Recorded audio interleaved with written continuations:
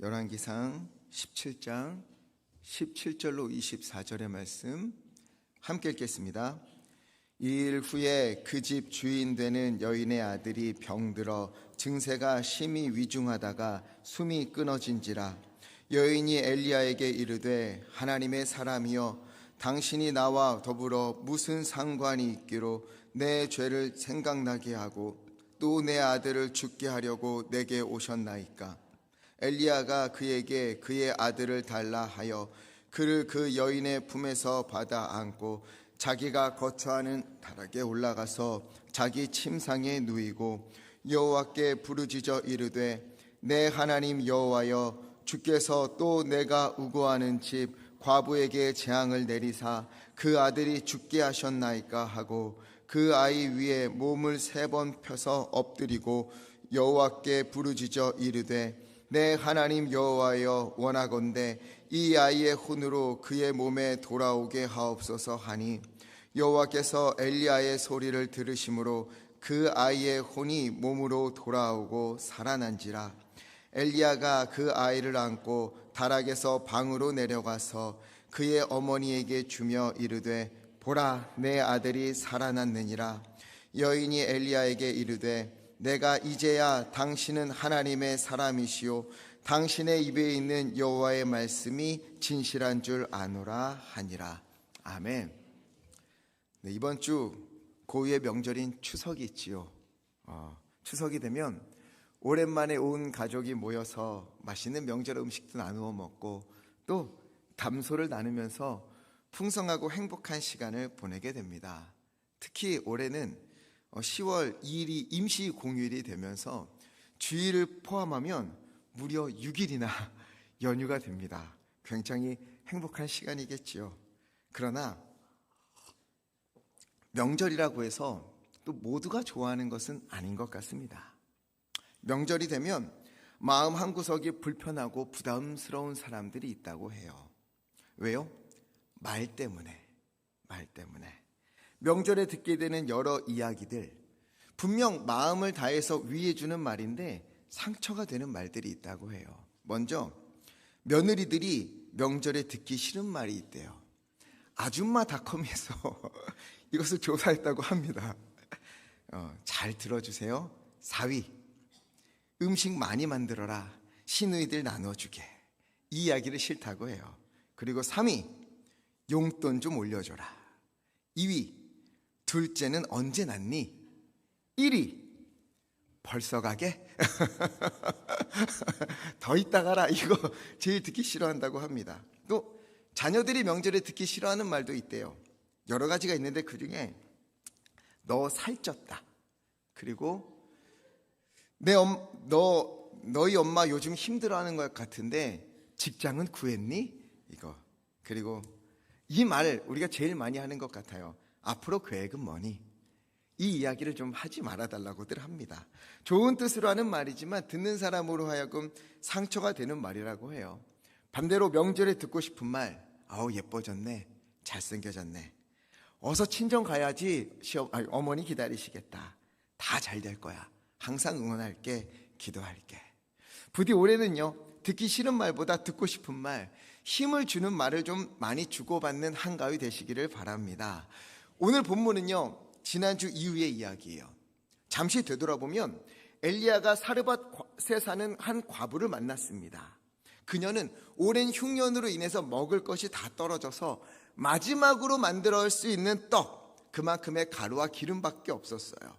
그리고 그것을 떡을 만들어서 아들과 나누어 먹고 죽음을 맞이할 수밖에 없는 상황이었습니다. 그런 그녀에게 엘리야가 찾아갔고요, 그녀를 믿음의 길로 인도했습니다.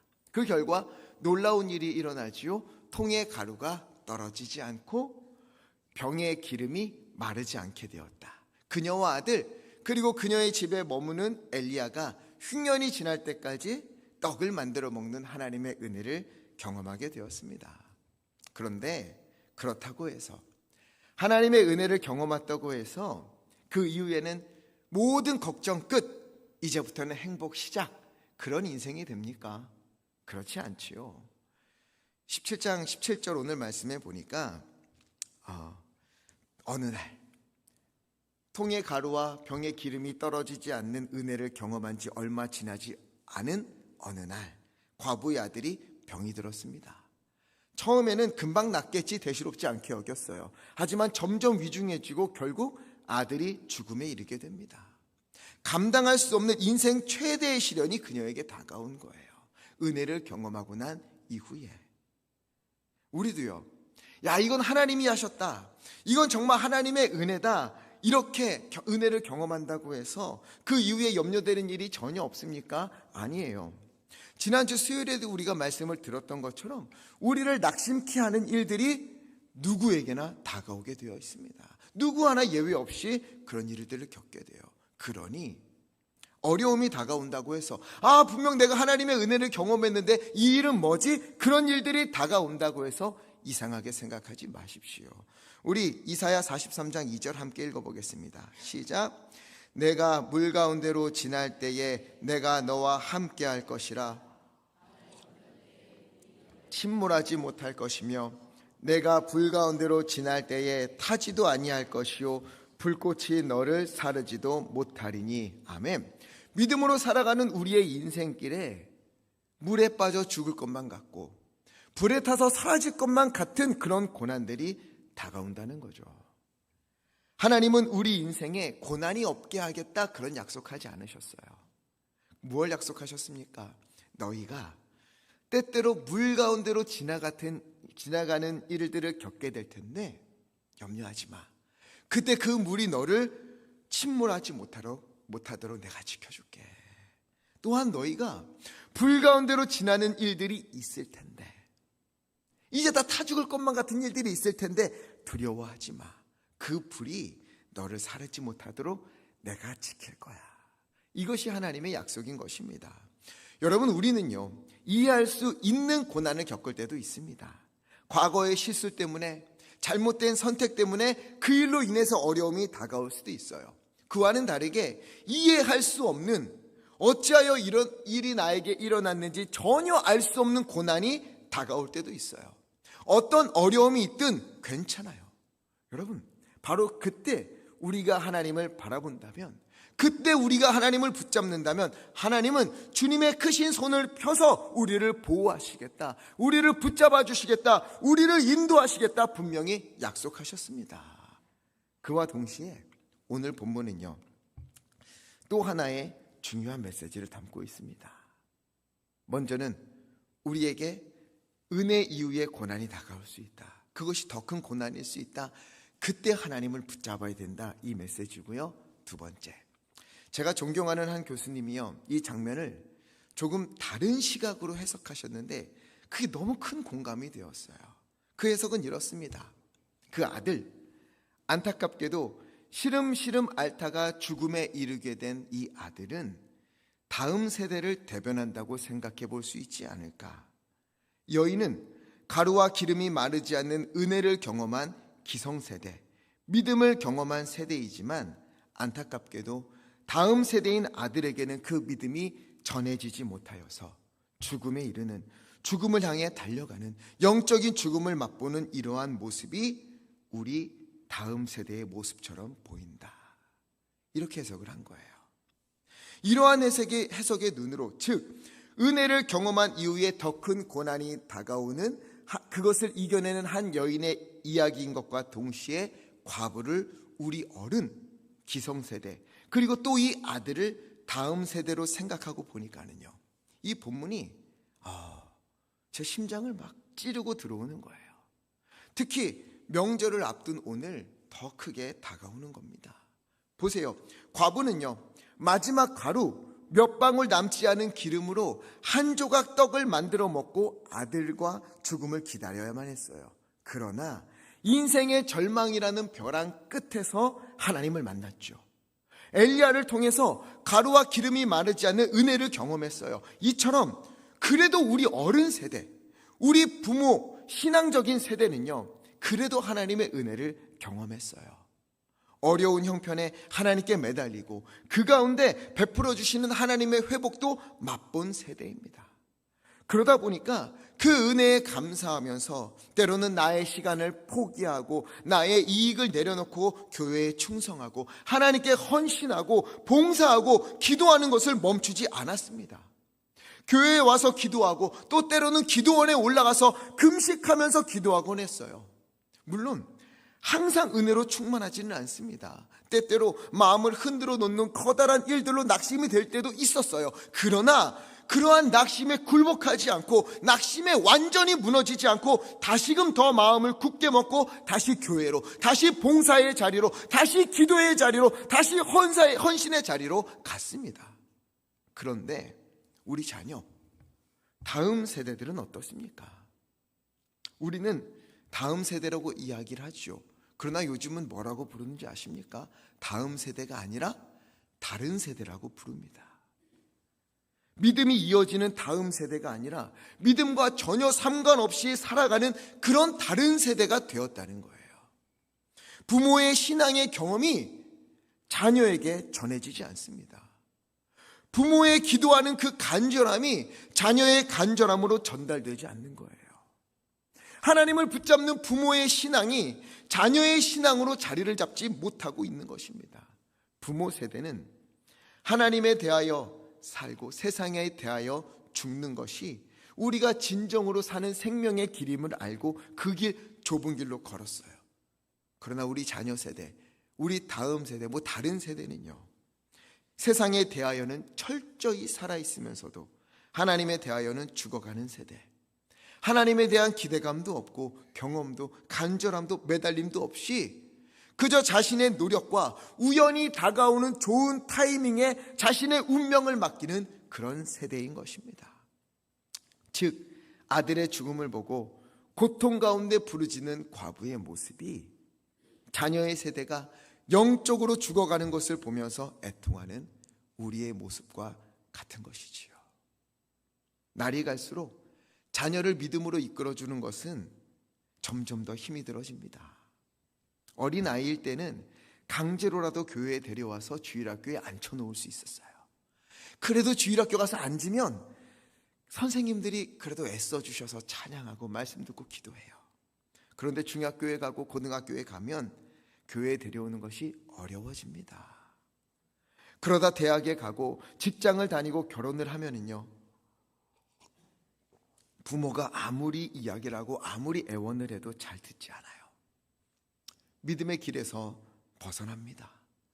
좁은 길은 쳐다도 보지 않아요. 예수님이 길이요 진리요 생명이 아니라 부와 성공이 길이요 진리요 생명이라고 외칩니다.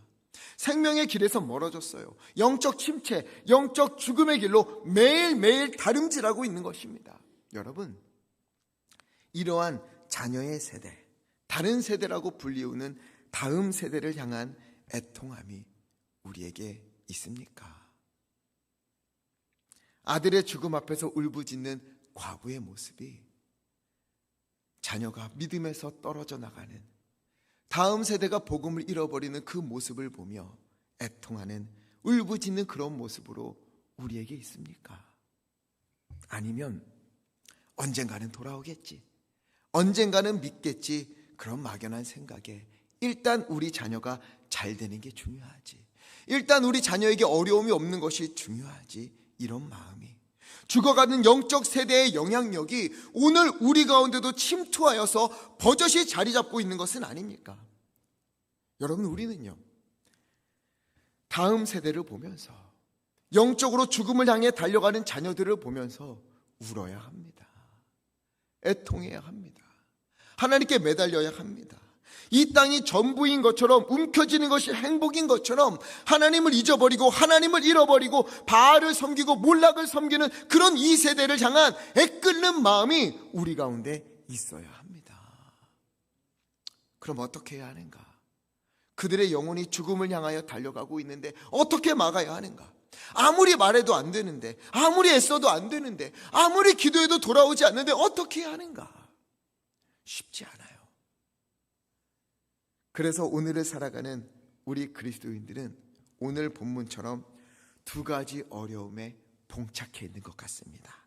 먼저는 자신에게 다가온 어려움이에요. 은혜를 받았고 하나님의 인도하심을 맛보았는데 그 이후에도 어려움이 끊이지 않아요. 그러다 보니 낙심케 되는 것이지요. 그리고 두 번째, 나도 이렇게 힘들고 어려운데 자녀들은 교회를 멀리해요. 믿음에서 멀어져 있어요. 영적 죽음을 향해 달려가고 있어요. 이런 상황에서 우리는 어떻게 해야 하는가? 어떻게 해야 이곳에서 생명을 얻을 수 있을까? 그래서 오늘 우리는요, 이 여인에게 주목해야 하는 것입니다. 이 여인은 자기에게 다가온 고난 앞에서, 그리고 자녀의 죽음 앞에서 어떻게 했는가? 우리 18절 말씀 함께 읽겠습니다. 시작. 여인이 엘리야에게 이르되 내 죄를 생각나게 하고 또 내 아들을 죽게 하려고 내게 오셨나이까? 아멘. 그녀는요, 어떻게 하느냐? 그러한 때에 엘리야를 찾아갑니다. 그리고 두 가지를 이야기하는데 이게 참 마음에 와닿아요. 먼저 뭐라고 이야기하느냐? 내 죄를 생각나게 하려고 오셨습니까?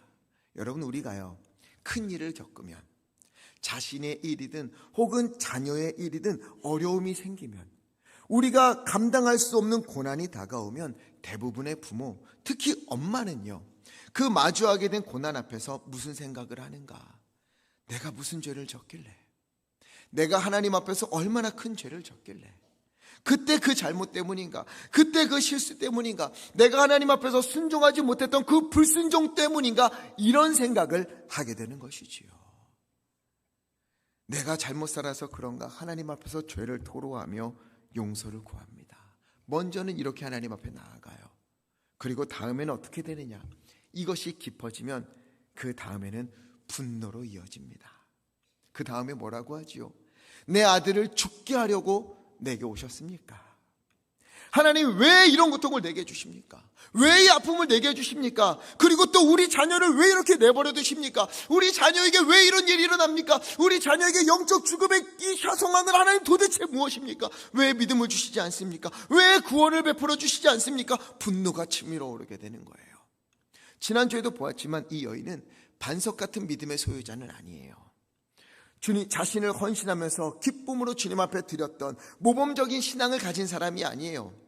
분명 며칠 전에 하나님의 기적을 맛보았고 은혜를 체험했는데, 그런데 이 여인은 어떻게 됩니까? 또다시 다가오는 고난 앞에서, 아들의 죽음 앞에서 하나님을 원망하는 목소리를 높이게 된 것이지요. 그럼에도 이 여인이 잘한 게 있어요. 무엇인가? 그 아픔을 가지고 받아들일 수 없는 현실의 고통을 부둥켜 안고 엘리야 앞으로 갔다는 것입니다. 엘리야에게 갔다는 것은 하나님을 찾았다는 말이에요. 때로는 나의 죄 때문인가, 나 때문인가 스스로를 책망하면서, 또 때로는 생각할수록 더 숨통이 조여오는 아픔 때문에 그 속에서 분노로 얼룩져서 불평과 원망을 쏟아내면서, 그러면서도 누구에게 갔다? 엘리야, 다시 말하면 하나님을 찾았던 것입니다. 여러분, 이게 우리에게 너무나 중요한 거예요. 똑바로 걸을 수가 없어서 갈지자로 비틀거리더라도 우리는요, 하나님 앞으로 가야 합니다. 때로는 일어날 힘이 없어서 다리가 풀리고 걸을 수가 없어서 손으로 짚어 기어갈 수밖에 없는 그런 우리의 현실이라 하더라도 기어서라도 하나님을 찾아가야 합니다. 물론 흔들리지 않고 비틀거리지 않고 온전히 똑바로 서서 믿음으로 그 길을 당당히 걸어간다면 너무나 좋겠지만, 우리는요, 너무도 연약한 존재들이잖아요. 언제든 흔들리고 언제든 비틀거리고 언제든 넘어질 수밖에 없는 그런 존재들이에요. 우리만 그런가요? 성경의 인물들도 그랬습니다. 다윗도 시편에서 자신의 억울함을 얼마나 많이 호소합니까? 왜 하나님 나에게 얼굴을 가리십니까? 왜 나를 도와주시지 않습니까? 목이 터져라 하나님께 불평하고 부르짖기도 했어요. 히스기야도 죽음 앞에서 울부짖었고요, 엘리야도 자신을 죽여달라고 하면서 기도할 정도였습니다. 그러나 그러한 때에도 비틀거리더라도 휘청거리더라도 하나님께 매달리는 것을 그들은요, 포기하지 않았어요. 아무리 힘들어도, 아무리 이해할 수가 없어도, 아무리 하나님의 뜻을 찾을 수가 없어도 그래도 포기하지 않고 하나님을 갈망하는 것, 하나님을 찾는 것, 하나님 앞에 가는 것, 여러분, 이것이요 우리의 가장 큰 무기인 것입니다. C.S. 루이스는요 그의 책에서 이런 이야기를 해요. 도저히 내 삶에서 하나님을 찾을 수도 없고 하나님의 뜻을 알 수도 없고 하나님이 나를 버리신 것만 같은 그런 현실, 고난과 어려움 가운데 아무리 부르짖어도 응답이 없는 것만 같은, 하나님이 함께 하시는 것이 아니라 하나님의 부재만이 느껴질 때, 그때에도 그럼에도 불구하고 하나님을 갈망한다면, 그때에도 하나님을 찾는다면, 그때에도 하나님을 붙잡는다면 그 앞에서 사탄은 절망하게 된다. 사탄이 절망하게 된다는 게 무슨 말이죠? 하나님이 기뻐하신다라는 말이에요. 하나님이 그 모습을 보며 감동하신다는 말입니다. 그러니 영적으로 무너져서 걷지 못하면 여러분 절뚝거리면서라도 주님 앞에 나오면 되는 거예요. 절뚝거릴 수 없을 정도로 낙심이 되었다면 기어서라도 주님 앞에 나오면 되는 거예요. 이 여인이 무너진 마음으로 휘청거리는 믿음으로 그래도 엘리야 앞에 왔을 때 하나님은요 그녀를 불쌍히 여기십니다. 불쌍히 여기실 뿐만 아니라 기뻐 받아주세요. 그리고 그 가운데 은혜를 베풀어 주시는 거예요. 21절부터 23절의 말씀을 보니까 엘리야가 그 아이를 받아 안고 다락방에 올라가서 그 아이 위에 몸을 3번 펴서 엎드리고 간절히 기도했어요. 이 여인의 아픔을 끌어안고 엘리야가 대신 기도했습니다. 그러자 여호와 하나님께서 엘리야의 기도를 들으시고 그 아이를 다시 살려주셨어요. 회복시켜 주셨어요. 여인에게 안겨주셨습니다. 엘리야가 살아난 아이를 끌어안고 다락방에서 내려가 그 어머니의 품에 안겨줍니다. 회복을, 다시 말해서 살려주시는 은혜를 베풀어 주신 거예요. 여러분, 우리 가운데에 어려움이 있습니까? 고난이 있습니까? 풀지 못할 숙제가 있습니까? 하나님 앞으로 가십시오. 하나님 앞에 쏟아 놓으십시오. 나 이만큼 기도했어요. 나 지금까지 기도했는데도 안 돼요. 괜찮아요. 그 마음 붙들고 하나님 앞에 또 가십시오. 하나님, 그래도 내 인생의 삶은 무엇입니까? 내가 헌신했던 것, 내가 봉사했던 것, 내가 하나님 앞에 매달렸던 것은 다 무엇입니까? 하나님, 지금의 내 앞에 있는 고난 때문에 나는 마음을 주체할 수가 없어요. 여러분, 그 마음을 붙들고 그래도 그 아픔 가운데, 고난 가운데 하나님 앞에 찾아가십시오. 하나님은 그 소리를 들으사, 간절한 부르짖음을 들으사 은혜를 베풀어 주실 것입니다. 언제나 믿음이 아닐 수 있어요. 하나님이 낫게 해주신다 확신이 없을 수도 있어요. 지금 불안할 수도 있어요. 진짜 하나님이 들어주실까? 하나님이 회복시켜 주실까? 흔들릴 수도 있어요. 괜찮아요. 그 마음 그대로 비틀거리더라도 휘청거리더라도 오늘 말씀을 의지하여 이 여인처럼 하나님 앞에 오십시오. 예배의 자리로 나아가십시오. 기도의 자리를 포기하지 마십시오. 여러분, 가셔야만 합니다. 붙잡아야만 합니다. 거기에 생명이 있습니다. 이것을 믿으면 여러분, 우리는요 하나님을 붙잡지 않을 수 있습니다. 또한 우리 자녀들, 여러분, 우리 자녀들 영적으로 죽어가고 있다. 우리의 다음 세대가 무너지고 있다. 신앙이 이어지지 않고 있다. 심지어 이런 연구 결과가 있어요. 2030년 교회들의 90%에서는 주일학교가 사라질 것이다 전망을 해요. 이것은요 교회가 존재하냐 못하냐 이런 위기가 아니에요. 교회의 위기를 넘어서서 우리 자녀들, 우리 다음 세대가 구원을 잃어버렸다는 것입니다. 앞으로 교회가 있을 수 있을까 없을까의 문제가 아니라 우리의 자녀들이 생명의 길에서 벗어났다라는 거예요. 여러분, 이거는요 생명이 걸린 일입니다. 그러니 여러분, 우리가 하나님 앞으로 가서 이 여인처럼 어떻게 해야 좋을지, 하나님, 우리의 자녀들이 어떻게 해야 교회에 나오게 될지, 도대체 어떻게 해야 우리 자녀들이, 우리의 다음 세대가 신앙의 길을 걷게 될지, 하나님, 나는 잘 모르겠지만 하나님이여 이 자녀들을 살려주옵소서. 우리 다음 세대가 생명의 길을 걷게 하여 주옵소서. 답답하고 애통한 마음을 가지고 주님 앞으로 가서 그들의 생명을 위하여 여러분 부르짖어 기도해 주시기를 간절히 부탁을 드립니다. 이 여인처럼 하나님 앞에 통곡하며 기도해 주십시오. 하나님, 우리 자녀들을 불쌍히 불쌍히 여겨주십시오. 우리 다음 세대를 불쌍히 여겨주십시오. 우리가 하나님 앞에 기도한다면, 그러면 하나님은요, 이 여인의 아들, 이미 혼이 떠난 이 아들을 다시 살려주신 것처럼 우리 자녀들에게, 우리 다음 세대에게, 믿음이 없는 우리의 가족들에게 영적 회복을 베풀어 주실 것입니다. 이 여인이요, 엘리야에게 그리고 하나님 앞에 나아갔을 때 그녀의 아들이 살아났잖아요. 그때 이 여인이 뭐라고 고백하는 줄 아십니까? 24절 우리 함께 읽어보겠습니다. 24절 시작.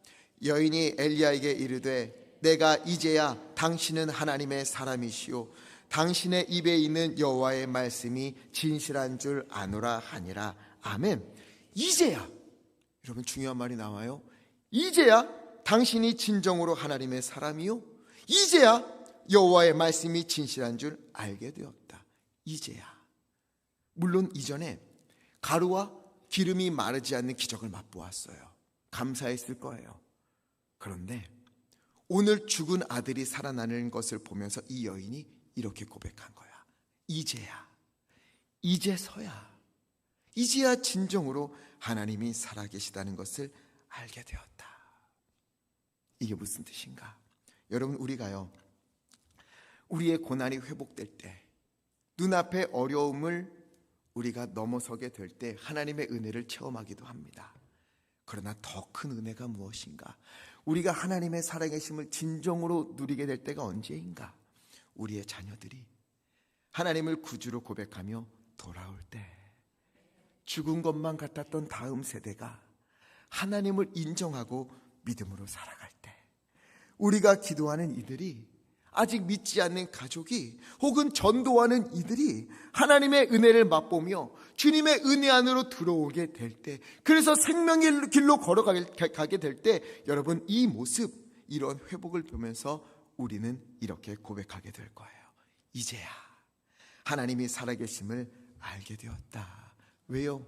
여러분, 생명이 살아나는 것보다 더 큰 은혜는 없습니다. 몸의 회복도, 삶의 회복도 우리에게는 더욱 너무나 큰 은혜이지만, 더욱 중요한 것은 하나님을 모르는 영혼이 주님을 인정하게 될 때, 죽어가던 영혼이 하나님을 찬양하며 돌아오게 될 때, 우리는요 그 무거운 십자가를 감당하시고 우리에게 생명을 주시면서 기뻐하신 우리 주님의 기쁨에 동참하게 되는 것입니다. 우리는요 이 은혜를 맛본 사람들이에요.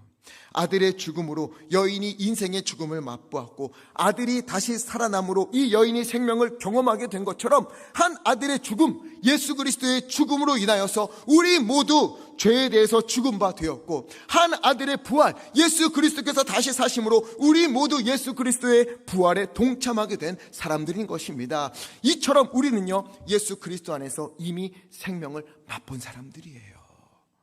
죽음과 부활의 이야기는 먼 나라의 이야기가 아닙니다. 바로 우리를 사랑하신 주님의 이야기이고, 또 주님 안에서 새 생명을 얻은 우리들의 이야기, 나의 이야기인 것입니다. 그렇기에 우리가 복음을 전할 때 담대할 수 있는 것이고, 그렇기에 우리가 기도할 때 하나님 앞에서 당당할 수 있는 것이고, 그렇기에 우리가 언제든 주님 앞에 나아갈 수 있는 거예요.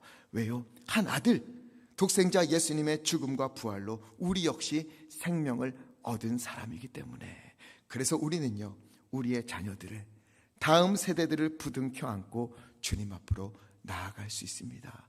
주여, 나를 살려주신 것처럼, 나를 생명의 길로 인도하신 것처럼 우리 자녀를, 우리 다음 세대를 주여 살려주시옵소서. 나도 살려주셨잖아요. 나도 회복시켜 주셨잖아요. 우리 자녀들, 우리 다음 세대도 주여 회복시켜 주소서, 살려주소서. 이렇게 기도하며 우리는 나아갈 수 있는 것입니다. 그러면 우리를 살리신 주님이 우리와 같이 우리의 자녀들을, 우리의 다음 세대를, 믿음이 없는 가족들을 다시금 살려주실 것입니다. 오늘 우리가 이 여인처럼 주님 앞으로, 주님을 향하여 간절히 나아갔으면 좋겠습니다. 먼저는 겹겹이 쌓이는 고난에 비틀거릴 때, 비틀거리면서라도 어쩔 수 없는 일들 때문에 휘청거리더라도, 그렇더라도 방향을 주님께로 고정하십시오. 하나님 앞으로 가야 삽니다. 하나님 앞으로 가야, 하나님을 붙잡아야 거기에 생명이 있습니다. 그리고 그러한 신앙의 걸음을 자녀들이 걸을 수 있도록, 아니, 우리보다 더욱 힘차게 이겨낼 수 있는 믿음의 사람이 될 수 있도록 애통하는 마음으로 기도하는 것을 멈추지 마시기를 간절히 부탁을 드립니다. 우리 자녀들 그리고 다음 세대는요, 점점 더 어두워져 가고 점점 더 믿음을 잃어져가는, 믿음을 지키기 어려운 시대를 살아가고 있어요. 지금 이 상태로라면 언제든 신앙에서, 생명의 길에서 떨어져 나가도 이상하지가 않습니다. 그러나 여러분, 그 가운데 희망이 있습니다. 그 가운데 소망이 있습니다. 그들은 살아날 수 있습니다. 왜요? 그들을 붙잡고 기도하는 우리가 있기 때문에, 이 여인처럼 그들을 붙잡고 주님 앞에 간절히 기도하는 우리가 있기 때문에, 우리의 기도가 있기 때문에, 자녀들을 위하여, 다음 세대를 위하여 부르짖어 기도하는 우리의 부모들, 우리 어른 세대가 있기 때문에, 믿음의 선배들이 있기 때문에 그 자녀들은 반드시 살아날 것입니다. 회복될 것입니다. 믿음으로 돌아올 것입니다. 주님 앞에 돌아와 생명의 길을 걸을 것입니다. 여러분, 우리의 자녀들, 우리의 다음 세대들, 믿지 않는 가족들, 하나님은 포기하지 않으셨습니다. 하나님이 포기하지 않으셨으니 우리도 포기하지 않아야 합니다. 우리가 붙들고 기도해 주십시오. 다시금 믿음의 길로 올 수 있도록. 오늘은 특별히 명절을 앞두고 있잖아요. 오늘은요, 우리가 이번 주에는 특별히 믿지 않는 자녀들을 위하여서, 믿지 않는 가족들을 위하여 기도하는 한 주가 되었으면 좋겠습니다. 그 마음으로 기도하면서 명절 때 가족을 만나십시오. 애통한 마음으로 주님 앞에 가서, 주여, 어두워져 가고 악해져만 같은 이 세상 가운데 태양보다 더 밝게 빛나는 믿음의 세대로 하나님, 우리 믿지 않는 자녀들, 믿지 않는 가족이 돌아오게 하여 주옵소서. 회복되게 하여 주옵소서. 하나님, 생명의 길로 돌아오는 은혜를 우리가 보며, 이제야 주님이 진정으로 우리 가운데 함께 하심을 내가 알게 되었다 고백하는 이 은혜가 우리 가운데 넘치게 하여 주옵소서. 이렇게 기도하는 우리 모두, 그 기도에 하나님께서 응답하셔서 믿음의 세대가 다시 굳게 일어나는 은혜가 넘치기를 예수 그리스도의 이름으로 간절히 축원합니다. 그래서 이 찬양 우리 함께 부르고 싶습니다. 이 찬양을 부를 때에 마음이 지쳐서라는 찬양이에요.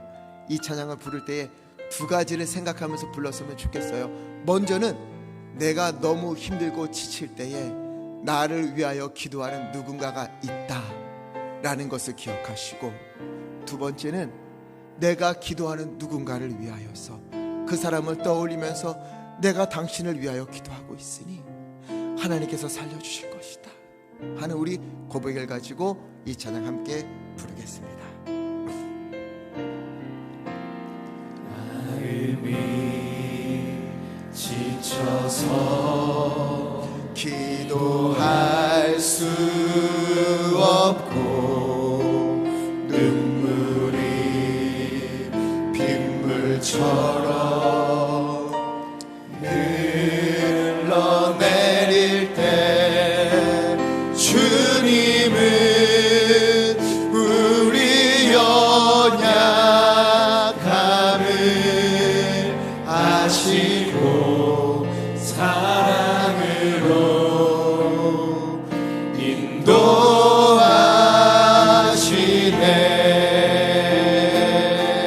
누군가 널 위하여, 누군가 널 위하여,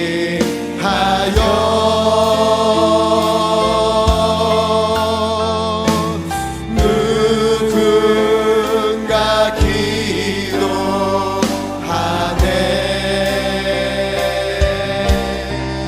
내가 홀로 외로워서 마음이 무너질 때 누군가 널 위해 기도, 누군가 널 위하여, 아버지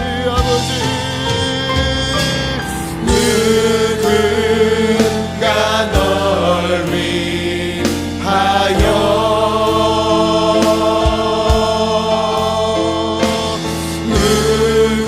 누군가 기도하네.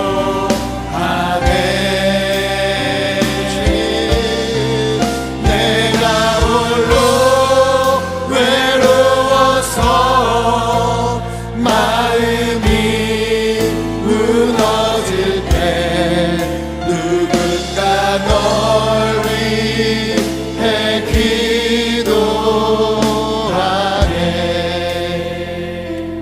우리 시간에는 우리 먼저 두 두 가지를 두고 기도했으면 좋겠습니다. 혹시 고난 가운데에 혹은 우리 가족 가운데에 어려움을 겪는 이들이 있습니까? 주여 그를 위하여 기도하옵나니 하나님의 그 모든 것들이 회복되게 하여 주옵소서. 아들이 생명을 얻는 것처럼 그 가운데 하나님의 회복이 있게 하여 주시옵소서. 두 번째, 하나님이여 우리 가족과 믿지 않는 가족과 다음 세대를 위하여 붙들고 기도하옵나니 하나님의 속히 주님 앞으로 생명의 길로 오게 하여 주시옵소서. 하나님의 주님 없는 성공이 무슨 의미가 있습니까? 생명을 잃어버린 성공이 무슨 의미가 있습니까? 주여 주님 앞으로 생명의 길로 믿음의 길로 주 하나님 인도하여 주시옵소서. 우리 주여 힘차게 외치시고 합심하여 함께 기도하겠습니다. 주여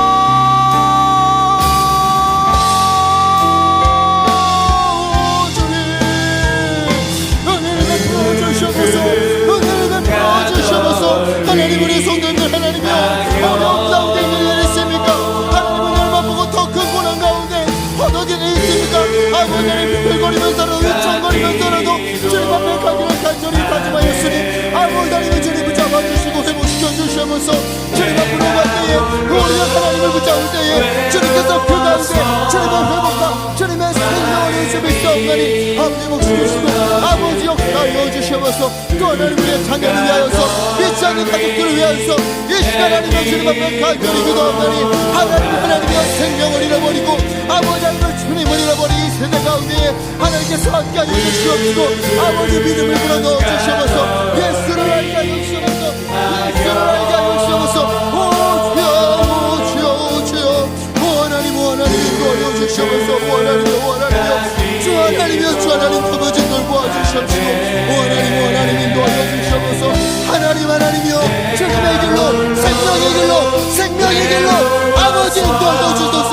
우리의 기도를 들으사 우리 자녀들이 아버지 하나님 믿음이 없는 가족들이 주님 앞에 돌아오도록 아버지 역사하여 주시옵소서. 우리의 기도 가운데 하나님 응답하여 주시자. 하나님 돌보아 주시옵소서. 주여 아버지 인도하여 주시옵소서. 누군가 널 위하여 누군가 기도하네. 아멘. 누군가 기도하네. 아버지 하나님 잡아주시옵소서. 내가 홀로 외로워서 마음이 무너질 때 누군가 널 위해 기도하네. 살아계신 하나님 아버지, 우리를 위하여 십자가를 지시고 또 우리를 위하여 부활하사 참 생명과 소망을 우리에게 주신 주님의 은혜에 감사와 찬송을 올려드립니다. 더불어 때에 따라 돕는 은혜로 함께 하신 주님의 은혜에 감사하며 주님 온 마음과 정성을 다하여 예배를 올려드리오니 주님 기뻐 받아 주옵소서.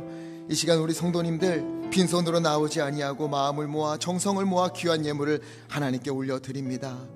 10의 1조를 구별하여서 감사의 제목을 따라 어려운 이웃을 위하여 선교지를 위하여 감사함으로 헌신함으로 믿음으로 예물을 올려드리옵니다. 아버지 기뻐 받아 주옵소서. 또 강단의 아름다운 꽃과 성미를 올려드리오니 하나님 주님께서 모두 흠량하여 주시옵소서. 이 예물이 쓰여지는 곳에 하나님의 뜻이 온전히 이루어지도록 굽어 살펴 주시옵시고 우리의 모든 형편을 헤아리시는 주님, 머리털까지 세심받으신 주님이시여 우리의 삶을 가장 좋은 길로 가장 선한 길로 이끌어 주옵소서.